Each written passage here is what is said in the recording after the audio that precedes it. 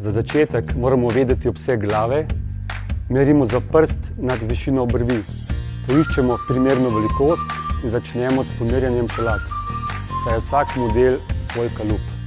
Na nalepki na zadnji strani so navedene ustrezne velikosti v centimetrih. Tale ustreza našemu iskanju. Ne nazaj, ker bo potem čelo nezaščiteno. Ne naprej, ker potem ovira pogled. Čelada mora biti v vodoravnem položaju. S sistemom za nastavitev velikosti velikost zmanjšujemo tako, da kolešček vrtimo v smeri urnega kazalca. Sicer se mora čelada že v osnovi dobro prilegati sama po sebi.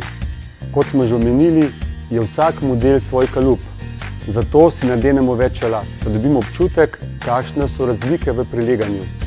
Bodimo pozorni, da se čelada z namaščenimi podlogami dobro usede na glavi in ne sme biti pretesna. Pri nakupu bodimo pozorni na težo, oblazinjenost, ki je lahko snemljiva in pralna, ušesnike, ki so lahko prav tako snemljivi, loputa za nadzor prezračevanja, pašček pod brado, ki se enostavno z eno roko nastavlja.